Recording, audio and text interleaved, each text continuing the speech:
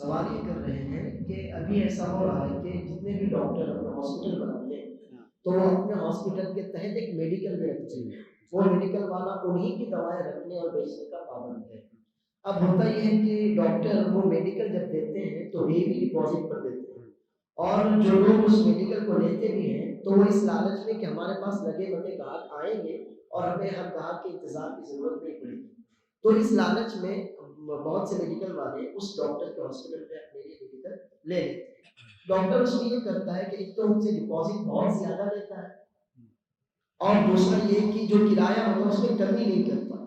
यानी heavy deposit लेने की वजह से किराए में कमी नहीं होती। लेकिन मेडिकल वाले हेवी डिपॉज़िट देते हैं, बस इस गरज से कि उनके पास लगे-बंधे मरीज़ अच्छी तादाद में आते हैं। तो क्या इस तरह उस डॉक्टर का हेवी डिपॉज़िट लेना और उस मेडिकल वाले का हेवी डिपॉज़िट देना, जबकि किराए में कोई कमी और ज़्यादती डिपॉज़िट की वजह से नहीं होनी चाहिए, क्या ये जायज़ है? छोटी-छोटी कई बातें हैं, इसको समझिए। वो हॉस्पिटल वाला जिस मेडिकल को किराए पर दे रहा है, सबसे पहली बात तो ये कि वो डॉक्टर या जो हॉस्पिटल का मालिक है, वो ये शर्त रखने का हक उसे नहीं है कि आप मेरी दवाएं ही बेचोगे या फला दवाएं ही बेचोगे। वो रिक्वेस्ट तो कर सकता है, लेकिन वो उसके ऊपर थोप नहीं सकता। क्यों? वो किराया दे रहा है भाई। उसने किराया दिया है, वो जो मर्जी कहे वो दवाएं बेचे, जो भी दवाएं कानूनी है मुल्क के अंदर वो बेच सकता है। तो पहली बात तो डॉक्टरों का ये करना कि आप ही दवाएं बेचोगे, ये सही है। दूसरी बात कि वो डिपॉजिट मांग रहा है, किराया भी बराबर है, बल्कि बसा औकात ज्यादा ही है। ज्यादा इसलिए होता है कि उमूमन हॉस्पिटल्स वगैरह में जो ये मेडिकल स्टोर होते हैं, उनके किराए ज्यादा होते हैं, क्योंकि वहां कस्टमर ज्यादा आते हैं। तो मोहल्ले वकू का जो है स्ट्रेटेजिक जो उसकी जगह है, उसका एतबार होता है। तो बहरहाल वो तो दोनों के बीच का मामला है। किराया कितना होगा शरीयत उसमें दखल नहीं करती है। वो लोग मार्केट वैल्यू 10,000 है, वो लोग चाहे तो 50,000 पर इत्तेफाक कर सकते हैं, कोई मसला नहीं। वो किराया कम ले ज्यादा ले, वहां तक कोई मसला नहीं है। लेकिन वो जो साथ में डिपॉजिट मांग रहा है कि मैं ये स्टोर उसी वक्त आपको किराए पर दूंगा जब आप इतना डिपॉजिट जमा करोगे, ऐसा कहना उसका सही नहीं है। वो इसलिए सही नहीं है, जैसा कि मैंने शुरू में अर्ज किया कि ये जो डिपॉजिट की रकम है, इसकी हैसियत क्या है। या तो आप इसको रहन की हैसियत दो, या तो आप इसको अमानत की हैसियत दो, या तो आप इसको कर्ज की हैसियत दो।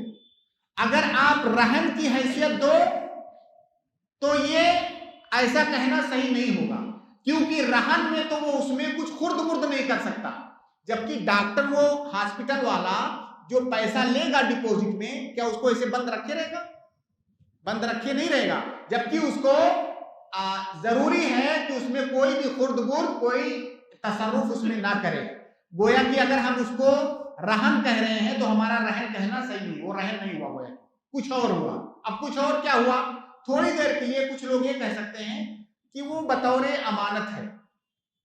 बतौर अमानत इसलिए रखा हुआ है ताकि वो गारंटी रहे। हम कहेंगे ये अमानत भी नहीं है, क्योंकि अमानत में भी जरूरी है कि जिसके पास मैं अमानत रखूं उसमें कुछ खुर्द बुर्द नहीं कर सकता। वो जैसे मैं दूं वैसे रखे रहना है। जबकि यहां पर सूरत हाल मुख्तलिफ है। इसका मतलब यहां पर भी झूठ बोला जा रहा है कि वो अमानत है। वो अमानत भी नहीं है। अगर अमानत होती तो डॉक्टर उसको अपने बिजनेस में नहीं लगाता, उस पैसे को रखे रहता। सामने वाला ये भी कह सकता है कोई कि भाई जिसकी अमानत है वो अगर इजाजत दे रहा है तो क्या दिक्कत है, माल उसका है। वो इजाजत दे रहा है कि डॉक्टर साहब ले जाइए, डिपॉजिट की रकम है, आप इस्तेमाल कीजिए, जब मुझे हम लोग का जब ये अक्द खत्म होगा एग्रीमेंट तब वापस कर दीजिए।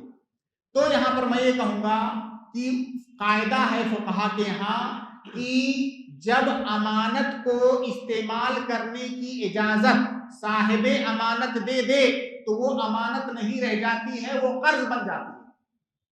तो अगर वो इजाजत दे रहा है इस्तेमाल करने की तो कर्ज बन गई। वो एक खुलासा ये कि लौट घूम फिर के ये जो मामला है ये कर्ज का मामला है, वो कर्ज ले रहा है। गोया कि वो हॉस्पिटल वाला कह रहा है कि मैं उसी वक्त किराए पर दूंगा जब 10 लाख रुपया आप मुझे डिपॉजिट दोगे, यानी कर्ज दोगे, क्योंकि कुछ भी नाम दे दो वो कर्ज ही है। ठीक है। एक हदीस है अल्लाह के नबी सल्लल्लाहु अलैहि वसल्लम की, सही हदीस है कि ला यहिल्लु बैउन व सलफुन, एक साथ कर्ज और बै दोनों एक साथ जायज नहीं है। यानी कोई आदमी ये शर्त रखे कि ये सामान मैं आपसे उस वक्त बेचूंगा या जब ही बेचूंगा जब आप मुझको इतना कर्ज दोगे, अगर ऐसी शर्त रख रहा हूं तो ये जायज नहीं है। और वो हॉस्पिटल वाला कह रहा है कि जब आप इतना मुझे दोगे तभी ये स्टोर मैं आपको किराए पर दूंगा, तो उसका ऐसा कहना सही नहीं है, क्योंकि हदीस है कि ला यहिल्लु बैउन व सलफुन, एक साथ में एक ही मामले में या बै को या इजारा को, उजरत को, बै को या किराए को अगर कर्ज पर मुअल्लक किया जाए तो ये जायज नहीं है। ठीक है। तो लिहाजा इसके हराम होने के लिए जरूरी नहीं है कि वो हैवी डिपॉजिट हो तभी हराम हो।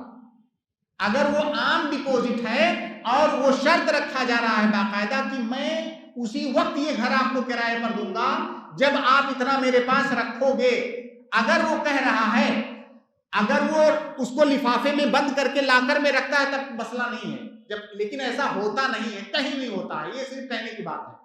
हर आदमी उसको इस्तेमाल करता है, और जब इस्तेमाल कर रहा है तो इसका मतलब वो कर्ज है, और कर्ज और किराया एक साथ जायज नहीं है।